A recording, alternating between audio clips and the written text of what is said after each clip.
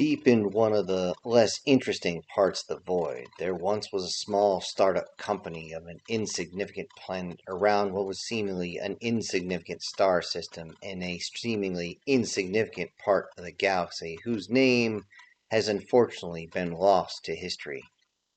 The colonists, all humans, were a bunch of farmers with no history of military proficiency and just wanted to colonize a planet and leave the rest of the universe behind. The planet itself was only good for food production, as it had no known deposits of rare materials, anything that would bring all the heavy-handed personnel in. In other words, it was just a backwards nothing planet, of no use to an advanced species, even their own, other than food production. This was the reason the colonists had only base defenses. Those included some small deployable autocannons and some towers, but those were mainly used to take care of the one or two violent species on the planet. But once those were tamed, well, they simply sat silent. They weren't camouflaged, they were just there. On a clear day, from out of nowhere, the defenses were suddenly bombed and destroyed. The shots came in out of absolutely nowhere. Nobody knew what was going on, and only then did the alarms begin to sound. Then down came many large ships. Many of them looked like buildings had simply been turned sideways and brought down. These sleek ships seemingly slowly lowered themselves towards the planet, firing down towards anything that they believed was targeting them. But without many shots fired, they slowly came down, but scattered all around the planet to the very few colonies that were there. The beings that seemed to come out of the ships once they landed, and the doors slowly opened, seemed humanoid in appearance, but were definitely not human. These creatures were tall, long, sleek, had somewhat different colors in the little bit of clothing that they wore, yet they seemed to be almost a green and gold. One could confuse them for being almost reptilian until you got close and realized that wasn't scale, but that was in fact skin on them.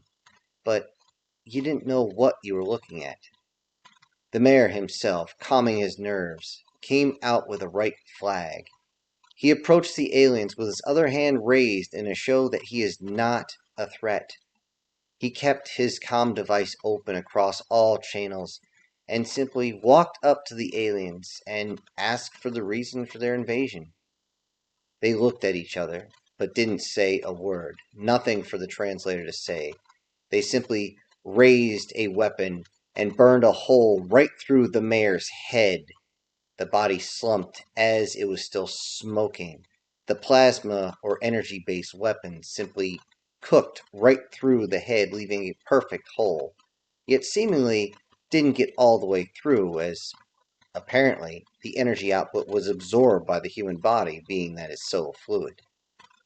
After that, numerous shots came flying out from all the colonists and taking out many of the aliens, killing them on the spot. However, many others were maimed as the ballistic weapons came up, the aliens not having any type of armor, yet there were many more of them. They fired back at the colonists, and the aliens began to march towards the center.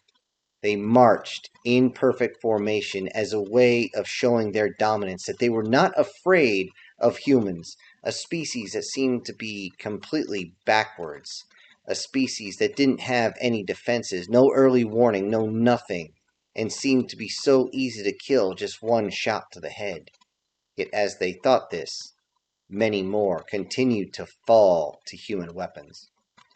During the entire time, the open channel that the mayor had used in his citizen band on CB radio, they could hear something translated saying, "Sir, the aliens are heading down Main Street. Sir, the aliens have sent a group of 20 to the left of the Capitol.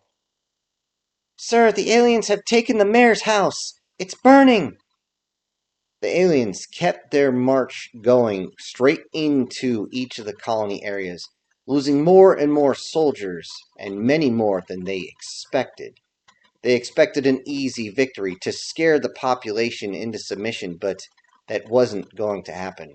Keeping their anger at bay, the command actually cut into the open channel and sent a message via translator and demanded the surrender of Sir. They believed that Sir was the great military commander, and losing Sir would be their easiest way of conquesting this entire planet. They believed that taking out the commander would be something, as they had their commander with them, mainly towards the rear, commanding everyone forward. The colonists, after seeing their mayor executed, were not fooled and kept killing the aliens where they could find them. They would use their projectile weapons when they could. When they ran out of ammo, they picked up pieces of metal and struck, throwing heavy objects that made the aliens crack under their weight. When they ran out of that, they used sticks, sometimes knives or bare hands, but it was an extreme melee. The humans that got close could not outreach the aliens, so they simply jumped on them and tore at them with insane strength. Yet they were thrown off at this. In the end, only a small group of humans left, mostly women and children. This group was forced towards the alien commander and then forced down to kneel in front of it.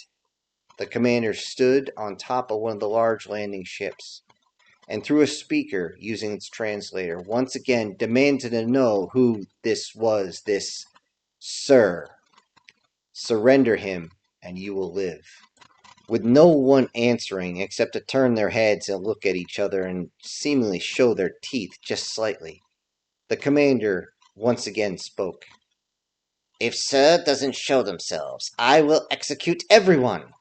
That is when one of the captains stood up. This woman stood up defiantly and said, I am Sir. A second later, another one stood up and said, No, I am Sir. Then more and more captives stood up claiming that they were Sir. The commander looked at them all and, infuriated, simply stated, Kill them all, with a wave of his arms. This was all seen by a very small group of children, roughly between the ages of 8 and 12, that had actually talked their parents into letting them go fishing that day. The kids had not returned during the fighting, as they didn't know what was going on, and their houses were all the way on the other side of the colony, and they would have had to go through these aliens that were killing everybody in order to get home. The kids only had fishing rods and squirrel guns for the local game, and the community radio to call for safety. That was it. They heard everyone calling, saying they're moving this way and that. They didn't know what to do. This is why they were able to survive until a patrol ship would be able to come and pick them up. These few children were the only surviving witnesses to the absolute barbarity that happened. 3 months later, when the human patrol ship dropped down to find out why no one was answering their hails, they were waved down by the children, dehydrated, emaciated, and many of them still bearing the scars of having to dig the graves for what was left of what they found. They told the patrol ship of what happened, and many of them believed that these kids had just lost their mind. Maybe there was some sort of plague. Maybe there was some other pirate attack. Maybe something happened. But soon, the recordings and audio communications they also found, once recovering the black box of each of the colonies, well, this totally backed up what the kids' statements were and their testimony that was put down on paper. There was no other survivors found, but something else was found. It turns out those that came and killed everyone didn't even take the food. However, it seemed as though some of the bodies that were still out had very large chunks bitten out of them. The patrol ship's crew, after doing a survey and finding any of the survivors left on any of the small colony areas, they took the kids to a regional military base and reported their findings. Immediately, the base sent a fleet to the planet to begin a full, in-depth investigation.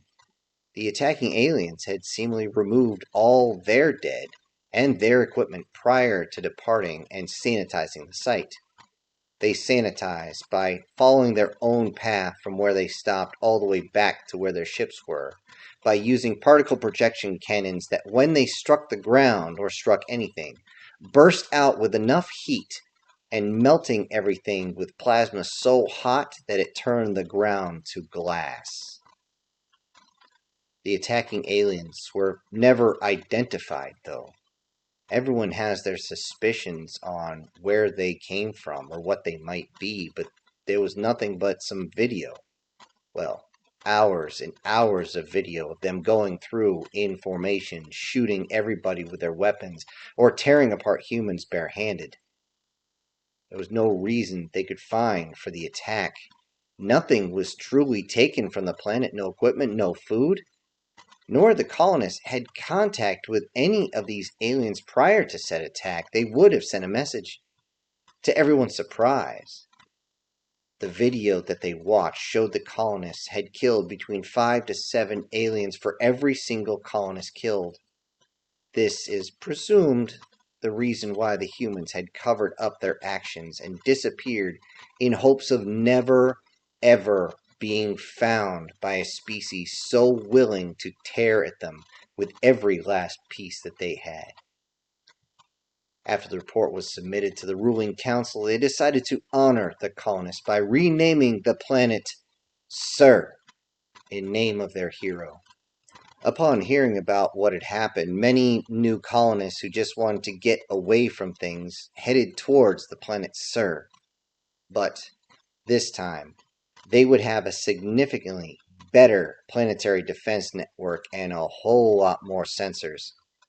The survivors of the planet were also given the opportunity to return to the planet, as they are now, sadly, wealthy due to what was still there that belonged to them, and they could do whatever they wished, being the only recipients of all the wealth that planet actually did contain. Decades later, the planet is actually known as the breadbasket of the quadrant, as many different colonies had formed up on this world.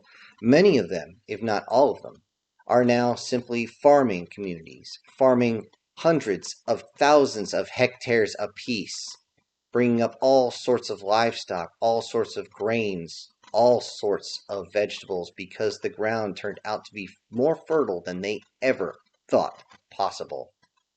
They became so wealthy that they ended up having their own fleet of both cargo ships and a full-on defense fleet. All this wealth was hard-earned by both blood and the sweat of the people, not only those that were taken, but those that now called this planet home. This suited everyone just fine, that no other purposes for this planet were ever discovered. Yet throughout all this, a few questions remained. Why did these creatures simply attack and not just raid them? Why didn't they talk? Why this planet of all planets? What or who were these invaders is a massive question. Another one was, where are they? That last one, though, is paramount.